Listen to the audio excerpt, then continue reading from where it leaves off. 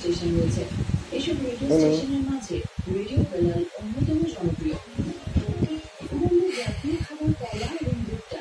বেশিরভাগ মানুষই 3 বেলা কলা ভুট্টা খেয়ে থাকে, তবে সাথে অন্য খাবারও থাকে। এই দেশে যৌন ব্যবসা খুব জমজমাট, খুব খোলামেলা দেশ। এই দেশের সরকার আগ্রহ করে প্রতিটা পরিবারকে কন্ডম ফ্রি দেয়। উগান্ডা এবং বাংলাদেশের স্থায়ী রাষ্ট্রদূত নেই। প্রাক্তন উপরাষ্ট্রপতি 2009 সালে গিলবার্ট বুকে নিয়ে ঢাকা সফর করেছেন। উগান্ডার সাপ্তাহিক ছুটি শনিবার। ছুটির দিন তারা খুব আনন্দ করে কাটায়, নাচ গান করে। দাঁড়াতে গেলে আপনাকে খুব খাতির যত্ন করবে, মনে হবে দীর্ঘদিনের পরিচিত। বিশেষ অতিথিকে তারা তেলে ভাজা তৈরি করে দেয়, এটা তাদের স্পেশাল ডিশ। উগান্ডার একটা গাছ কাটলেই 3টে গাছ লাগাতে হয়। কলা আর আনারস উৎপাদনে তারা বিশ্বের সেরা। বিশ্বের সবচেয়ে বেশি গরিলা আছে তাদের দেশে, 745টির মতো।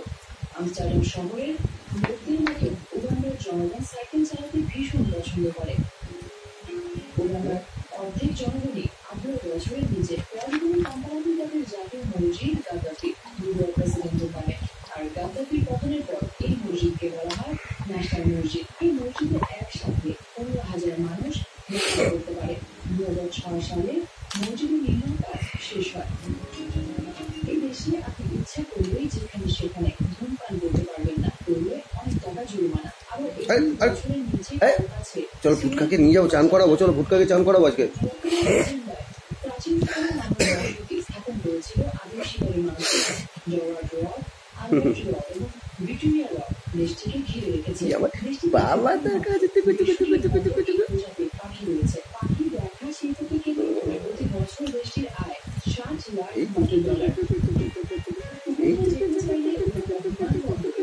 ভিসার জন্য আবেদন করতে হবে, আর ভিসা ফি মাত্র $50 আপনি উগান্ডা দেখে যতটা মুগ্ধ হবেন। মা কাচ্ছি গো, ভুটকা তুই খাবি? আসলেই প্রশংসনীয়। উগান্ডার মানুষ প্রকৃতিকে খুব ভালোবাসে, সহজে কোনো গাছ কাটতে চায় না। আর কেউ একটি গাছ কাটলে দেশটির প্রচলিত আইনে সাজা হিসেবে তাকে 3টি গাছ লাগাতে হয়। পূর্ব আফ্রিকার একটি দেশ উগান্ডা। এর উত্তরে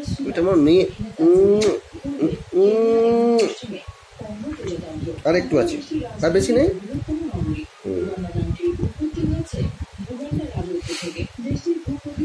ভুটকা নে তো রে, নে আনে নে।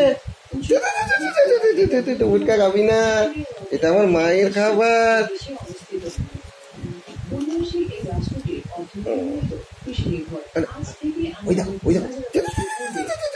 হয়ে গেছে তো, দাঁড়াও। এটা নিয়ে নাও, এটা নিয়ে নাও একটুখানি, একটু একটু,